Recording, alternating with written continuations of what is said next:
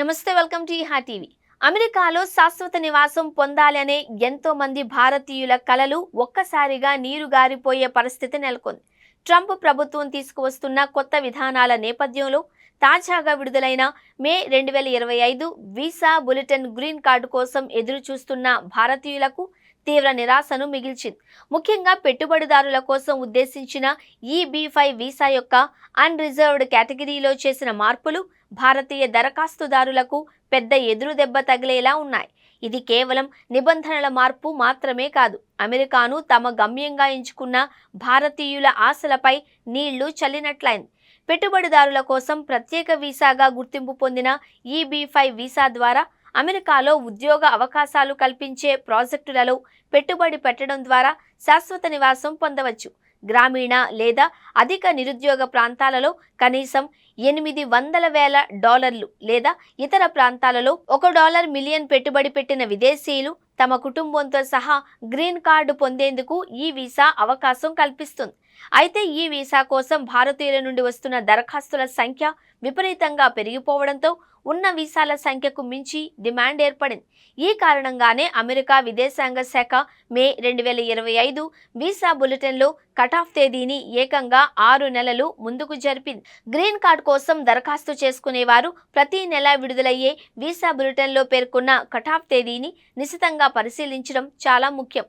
ఒక దరఖాస్తుదారుడి యొక్క ప్రాధాన్యత తేదీ ఆ కటాఫ్ తేదీ కంటే ముందు ఉంటే వారు సాధారణంగా వీసా కోసం దరఖాస్తు చేసుకోవడానికి అర్హత పొందుతారు.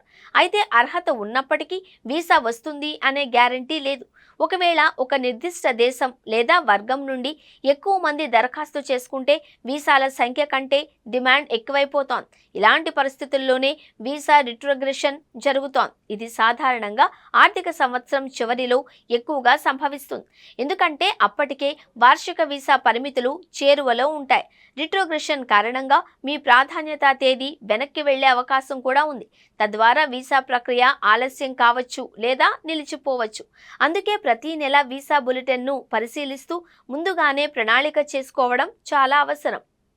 గత నెల వరకు EB-5 అన్రిజర్వ్డ్ కేటగిరీలో భారతీయుల కోసం నవంబర్ 1, 2019 తుది చర్య తేదీగా ఉండగా తాజా బులెటిన్ ప్రకారం అది ఇప్పుడు మే 1, 2019కి చేరింది. దీని అర్థం భారతీయ EB-5 దరఖాస్తుదారులు తమ వీసా ప్రాసెసింగ్ కోసం అదనంగా 6 నెలలు వేచి చూడాల్సి ఉంటుంది. ఈ నిర్ణయం కేవలం భారతీయుల దరఖాస్తుల సంఖ్య పెరగడం వల్లే కాకుండా ఇతర దేశాల నుంచి వచ్చిన అధిక దరఖాస్తులను పరిగణనలోనికి తీసుకున్నారు.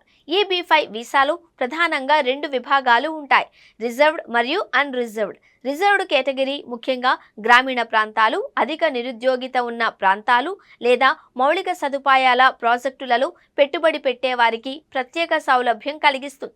ఇప్పటి వరకు చాలా మంది భారతీయులు అన్రిజర్వ్డ్ కేటగిరీ వైపే మొగ్గు చూపేవారు. దీని కారణంగానే ఆ కేటగిరీలో వీసాల సంఖ్య వేగంగా తగ్గిపోయింది.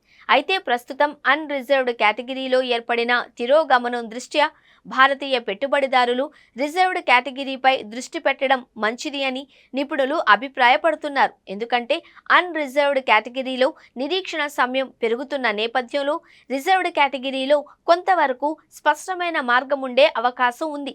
మొత్తానికి ట్రంప్ పాలనలో అమెరికా వలస విధానాలు ఎప్పటికప్పుడు మారుతూ వస్తున్న నేపథ్యంలో గ్రీన్ కార్డ్ కోసం ఎదురు చూస్తున్న భారతీయులకు తాజా వీసా బులెటిన్ నిరాశను కలిగించింది. ముఖ్యంగా EB-5 అన్రిజర్వ్డ్ కేటగిరీలో ఏర్పడిన ఈ 6 నెలల ఆలస్యం ఎంతో మంది కలలను మరింత దూరం చేసేలా ఉంది. అయితే రిజర్వ్డ్ కేటగిరీపై దృష్టి సారించడం ద్వారా కొంతమందికి ఆశలు చిగురించవచ్చు అని భావిస్తున్నారు.